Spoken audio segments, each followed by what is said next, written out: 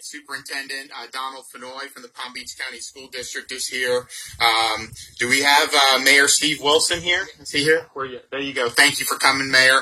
And then, of course, I have one of my great agency heads, John Davis, who is a proud favorite son of Pahokee, former FSU football player. And so I want to thank Secretary Davis, and then Anquan Bolden, who really Anquan, working with John Davis, identified a need. John brought it to us, and we said, all right, we're going to figure out a way to get some vaccines into the Pahokee area. So I want to thank Anquan Bolden for his leadership, and we're obviously right here at Anquan Bolden Stadium, and we're going to be able to announce that we have a pod here. We're going to be able to do at least 500 vaccines for seniors in the Pahokee area, which we think is very, very important. Palm Beach County, if you look at the total shots administered, and the reporting lags on this, so it's really 4 or 5 days behind sometimes. But if you just look right now, Palm Beach County has almost as many shots administered as Miami-Dade County, and Dade is a lot bigger. Now, obviously, Palm Beach has a higher percentage of seniors, but we've been able to do a lot in Palm Beach with the pods at the senior communities like Kings Point. Publix has over 60 locations. We've also had hospitals in the fight, and then now being out here in the western part of the county, we're trying to cover all the bases. And so I appreciate folks pushing to get vaccine everywhere they can. Palm Beach has been able to get a lot of vaccine. We're going to keep it going. What we've tried to do is understanding, particularly when you're dealing with the 65 and up population, that not everyone is going to be able to get the vaccine in the same way. They may not have all access to get to the same places and all this. And so we try to account for that. So what we've done, in addition to, we're now in over 350 Publixes. Not every county in the state. Palm Beach is one. We just announced Pinellas and Pasco that'll start tomorrow. We've had the Panhandle. We've had Volusia. We've had Southwest Florida, St. John's, Flagler, Brevard, a bunch of other counties that have done it. It's been great. The hospitals have done a lot. What you're starting to see now is a huge increase in second doses that are being administered. If you know, when you start seeing the first doses really rocket at the beginning of January, just fast forward 3 or 4 weeks, 3 weeks for Pfizer, 4 weeks for Moderna. So you're now in that part where that Moderna is really coming due. And so you're going to be seeing, by the time the reporting's complete, you'll be seeing 50, 60,000 second doses daily. And a lot of that is being done by the hospitals because they got the initial shipments almost exclusively. So that's a good thing. If you know with the research, once you hit the second dose and you give it about a week afterwards, 7 to 10 days, the protection against infection is like 95% for Pfizer and Moderna. And so that's a huge, huge thing. So we're getting to the point where you're going to start having hundreds and hundreds of thousands of seniors that not only have had the one dose, but have had both doses and then have that really, really good protection. So we're doing that. We've also done partnerships with a lot of houses of worship throughout the state of Florida. We've done over 25 different churches in 15 counties, and that's vaccinated over 13,000 individuals. These are predominantly churches in the African American community. And then this week, we're going to be visiting another 30 places of worship and partnering with more than 150 faith-based communities at various locations. Still a lot of African American churches. Also we're going to be at a synagogue. I know some synagogues in South Florida. So really, I think it's going to be the whole mosaic of faith-based community coming together to help vaccinate our senior citizens. And we look forward to doing more as the time goes. So I've talked about this a little bit, but we had been getting throughout January about 250,000 to 266,000 new doses every week. But if you look at the doses that have been administered, we've been doing far more than that. This week we've gotten about 307,000 doses, so we're up about 40,000 from where we had been. And we were able to do some stuff. We did some additional pods. We've done some additional drive-through. We're trying to replenish some of the hospitals as best we can. But those doses are going to be gone. I mean, the demand for that far exceeds 307,000. So we're using them. As you get more, we're going to be able to do more. We are going to see some with the federal pharmacy program, with going directly to some of these pharmacies. Now, obviously, we're doing some to Publix with the state allotment, but this would be an additional allotment above what we're getting, which we could go to places like Walmart, Winn-Dixie. They may still do some Publix. I don't know how they're going to do it yet, but that'll be another great thing to be able to do. But that's really where we're at. We get about 307,000 this week from the federal government. There's not vaccine just sitting around. It's whatever's here is distributed, and the goal is to get it into people's arms, and that's what we're doing. Our strategy is going to continue to be seniors first. Seniors first. We have 4.5 million 65 and up throughout the state of Florida, and we have probably, if you count for the reporting delay, we've probably given shots to about 1.5 million seniors. I think it shows up as about 1.3 million, but there is reporting delay here.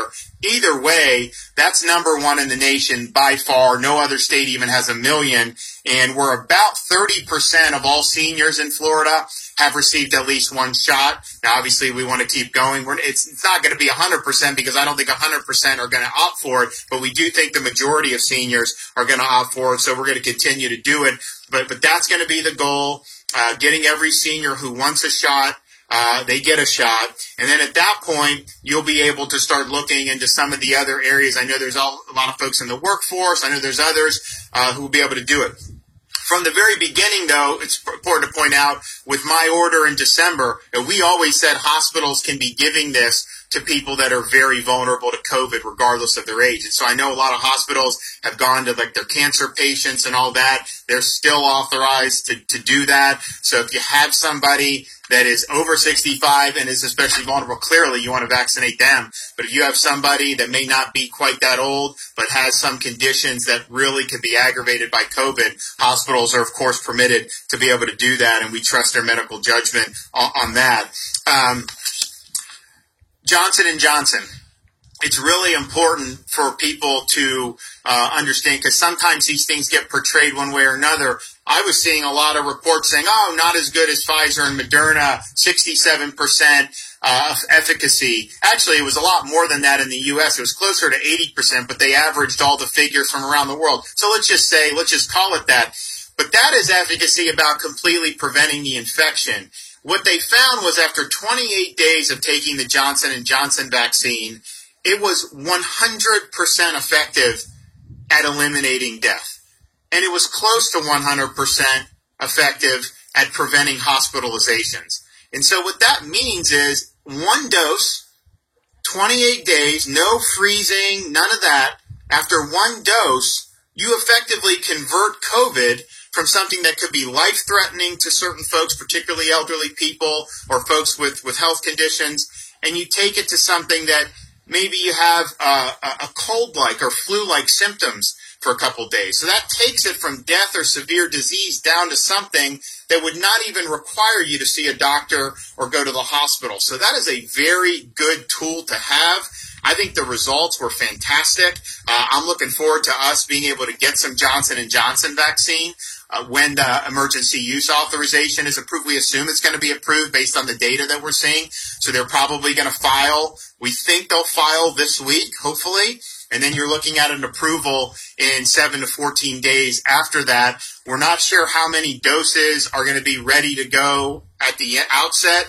They're going to do 100 million of them, but I don't know that that's going to be done for another couple months. So hopefully they're able to distribute millions of doses throughout the country. We welcome that in Florida, and we think we can put that to good use. Look, the seniors who want the Pfizer Moderna, that's fine. If that's what you want, that's what you want. But this J&J is a great tool, and I think it's something that, particularly if it gets produced at a bigger scale, you're going to be able to use that for police officers, for teachers, for all these folks, and it could be really, really good for us. So I'm excited about it. I think it's really, really good. And finally, let me just say, before I introduce some of our speakers, since December 1st, Florida, on a per capita basis for cases and hospitalizations, have been 30 out of 50 states. So 29 states have had higher per capita caseloads and higher per capita hospitalizations than the state of Florida. Yesterday's hospital census was, I think it was like 5990. That's down, man, that's probably down 25-30% just from the middle of January. Part of that is just the natural seasonal flow of this virus. It's behaving pretty much similar like a flu would behave in terms of when it peaks and when it goes down. The only difference is there's really no flu cases anymore. And so the pediatric respiratory hospitalizations are down sharply year over year, which is a really good thing. I mean, COVID is obviously more of a threat than influenza for seniors, but for kids, the hospitalizations for respiratory viruses are way down. You will have fewer throughout the United States deaths from respiratory viruses from minors as a result of influenza being displaced. But that's where we're at. You're seeing it go down all across the country. Probably most of that is the seasonal effect. But the more vaccine we get out there, I think that will pretty much guard against there being a sharp increase like you saw in New York last March, or like you've seen in California recently, or even like the Sun Belt at a much lower level that we experienced over the summer. So all in all, I think people should be really optimistic. I know the demand is still a lot higher than the supply. Trust us, whatever the federal government will send us, we're going to get out there. We want to get as much as we can because I know a lot of folks want it. The good news is we have a lot more seniors that have gotten the shot today than if you go back a month ago. We really had just begun doing seniors. We had done a lot of the nurses and the doctors and then also the nursing homes, which is very important. And so we've made a lot of ground up, and I think we can make up even more based on how much we're able to get into the federal government. So today, though, I think is great. When Anquan Boldin talked to John, they know each other from being from here, and they're both great football players. John came to us and said, is there any way we can make this happen? And I'm like, we need to make it happen because we have done a lot of good things in Palm Beach. All these Publix, people like it. It's doing well, but they don't have access to that here. So we want to make sure we work on getting access to communities across the board. And, when you look at what Anquan Boldin has done, this guy's had a hell of a career in football. I mean, Mr. Football, legend here, Florida State, national champion, All-American, NFL, All-Pro, Super Bowl, you name it. Guys do all that, and you have a nice life. He has a nice life, but he could just be doing it all about him. And yet he's relentless at getting things done. He's never forgotten where he's came from. He cares about this community in particular. And to see that and to see someone that came from a small Florida town to do so many great things, but all the great things on the football field is just really the tip of the iceberg from the lives he's been able to influence and affect in a positive way. And he really has a servant's heart. So I'm really glad that he was looking out here. I'm glad he reached out to John, and we're glad to be able to have him here, and just to thank him for all he's done, for the people, out here in Western Palm Beach County, but really he's helping kids all over the place. So Anquan, you want to say a few words?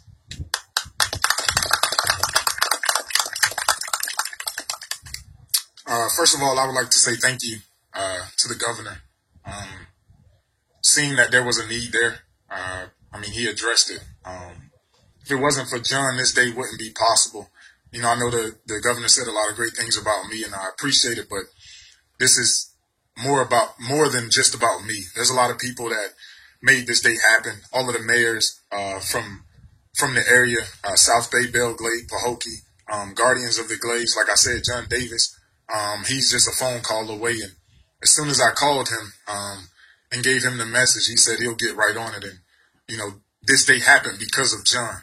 So I really appreciate him and the governor's office for their quick response.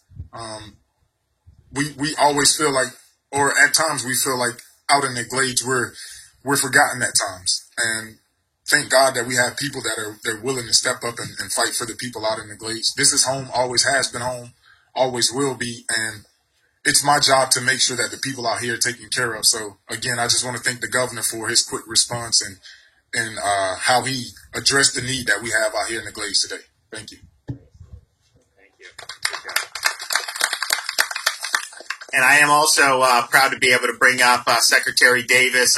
John's a great guy. He I remind him, I always ask him, I know the answer to it. I was like, were you on both wide right teams? And he's like, yeah, when they lost to Miami both those years. But, those were outstanding seasons for Florida State. So yeah, he was a great football player. He's been in the private sector, got a great business sense that he's been able to bring to the lottery. We're working on a lot of innovative things. So y'all are going to probably hear some pretty interesting things maybe over the next few weeks, and I think it'll really help put the state in even a stronger position. So John, as one of the favorite sons here, he saw the need when he was told. He came right to us, and I'm like, we got to figure out a way. I mean, we'll get it done. And so we're glad that he stepped up as well. So John, come on.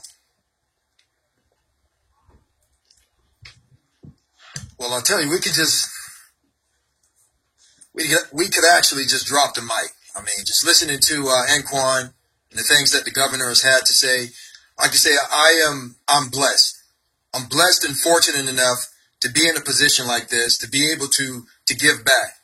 Ultimately, that's what it's about. It's about being able to give back. And being from Pahokee, born and raised here, I've said over the course of my career, when the opportunity presents itself for me to be able to help, I will. And when Anquan called, I mean, it was a no-brainer. I've had a chance to engage with my family members here and to be able to engage with the governor and the staff there in Tallahassee. And it was just a no-brainer. I'm fortunate to be a part of the governor's team, and I appreciate him having the confidence in me to appoint me to head up an $8 billion agency, being the Florida Lottery. And to be able to have the relationships that I have, with individuals like Anquan, and I'm almost speechless. I mean, it's just such a beautiful thing to be here.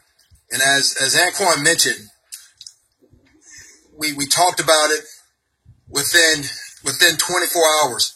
We were on a call talking about what needed to be done here.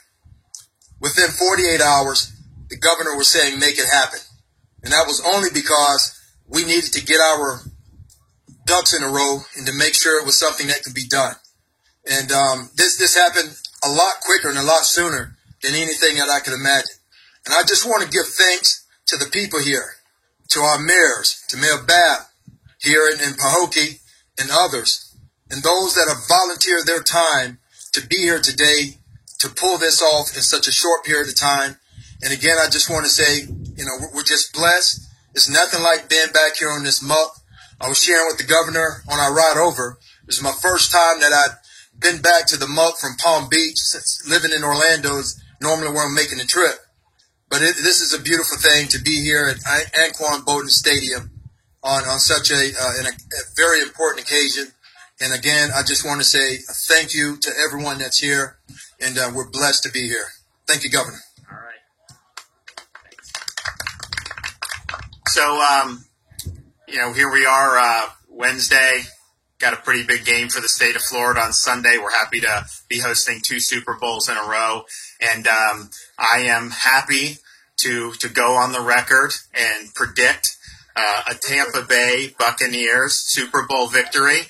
Tom Brady will be his 7th Super Bowl, and the only time they've ever won, a team has ever won in their home stadium in the Super Bowl. And so I think a 43-year-old quarterback who is already, in my judgment, the GOAT, coming here into winning, will be one of the greatest team sports achievements of all time. In fact, in NFL history, if they can do it, you would say Dolphins undefeated and the Bucs with Brady, maybe 2 of the best. And so I have to put my secretary on the spot and who your prediction is for the Super Bowl.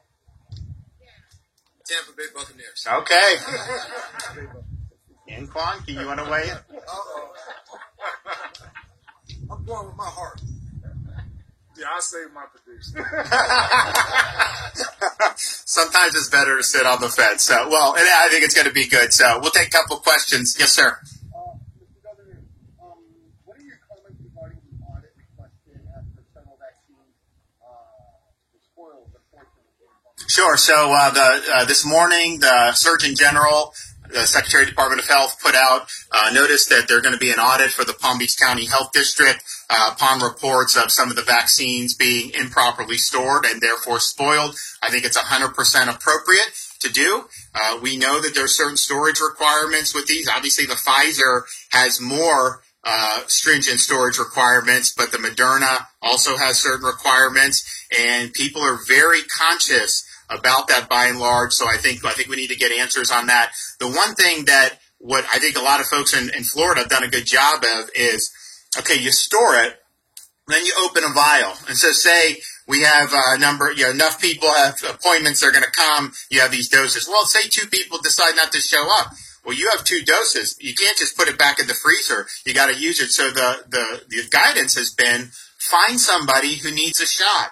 It's easy in like a Publix because you can just walk up to someone who's 65 and older and ask them. But even if they're not, get it in someone's arm. Don't let any of it go to waste, especially given how much demand there is for it. So hopefully we'll be able to get some answers on that. But yeah, I think it was really appropriate. Yes, sir. Governor, one of the reasons you had to set this all up was because there's no public around here. And in Miami-Dade and Howard, in black and brown neighborhoods, there's no public either. So why aren't you using Walgreens or CVS as an alternate? And forgive me, but some say because the Republican Party gets a ton of money from Publix. Well, yeah, well, that's not true. First of all, we use CVS and Walgreens to do the long-term care facilities. And so when we got that very first week of the Pfizer 5, the hospitals, part of those doses went to CVS and Walgreens to do the long-term care mission. Remember, we were the first ones to vaccinate anyone in long-term care facilities because they weren't scheduled to start for a week after the doses arrived, CVS and Walgreens. So I said, look, we're not going to just sit around. So we had these teams. We started doing it. They did 105 nursing homes in Broward and Pinellas County, 2 very elderly, high concentration of nursing homes. So we were able to knock that out. But they have been getting doses to do all of that. So we have used CVS and Walgreens. Publix is actually not in Dade and Broward yet, partially because the doses are still so limited. If I had unlimited doses, we would give it to everyone who wanted it. It's a matter of when you're talking about 266,000 doses, which is what we were getting for most of January every week. Yeah, you got to be able to make decisions. The things that the Publix offered us was being able to get in kind of medium-sized counties with high elderly populations in places that didn't have as strong of hospital systems. So one of the first hospitals to get it, or two in South Florida, were Jackson and Broward Memorial, 2 safety net hospitals. They're serving everybody in the community. They've done a really good job of getting those out. So we've done it now. What's going to happen in Broward, Dade, and then some of the other counties who don't have the Publix yet is if the federal pharmacy program, if that ends up working out and we're getting 30, 40, 50, 60,000 additional doses, well, then you can get it into all of those areas. And you wouldn't be just talking about Publix. You could talk about Winn-Dixie's. You could talk about Walmart's, which I think would be really, really good. So, yes, we absolutely want to do that. And we'd love to bring it to Broward and Dade as well. But at the time, Broward and Dade were doing a lot of doses. In some of these other areas, they just weren't able to do as much because they didn't have as robust hospital systems. Yes, sir.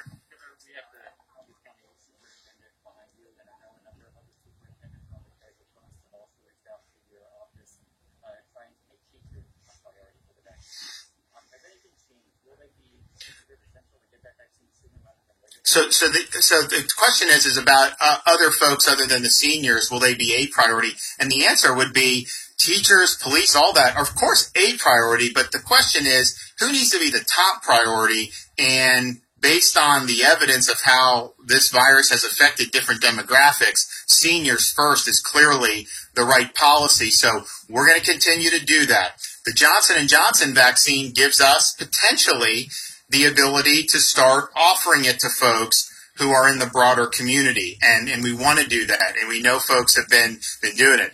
But if you look at the mortality for this, 80 to 85% of COVID-related people that die with COVID are 65 and older. And that's really, I think, as you get that population vaccinated, that puts the downward pressure on the hospitalizations, and that will save the most lives. So they are a priority. Seniors First is our first priority. If you gave me 1 million doses, we'd be able to get through the seniors quicker, but we're going to get there, and we're going to be able to offer it to a broader population. One more. Yes, sir.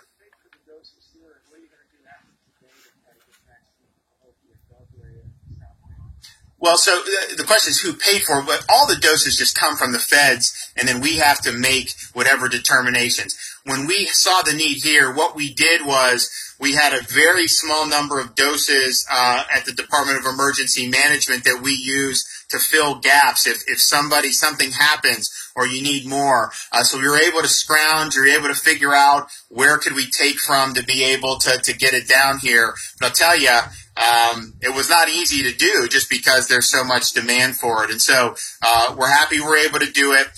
The second dose for everyone who gets it today, the second dose that's already budgeted for, it hasn't arrived yet, but when that arrives, you will have your second dose. I know there's some people that say, well, wait a minute, some hospital has 10,000 doses sitting there, they should be used. Well, they are being used. They're just used as people come in for their second doses. The shipments they view them as distinct shipments. So when I talk about we're getting 307,000, those are initial doses for new people to get vaccinated. We do get whatever our allotment will be for the Pfizer, Moderna for the second doses. But obviously those are people that are already in the middle of the regimen, so it's not like you're getting new folks with those. But keeping the second doses available for folks, or as they come in, making sure they get where they need to go, that's really important. The first dose does give you some protection. I think that's pretty clear in all the clinical data, but it is not in and of itself going to get you to the 95%. We want that 95%.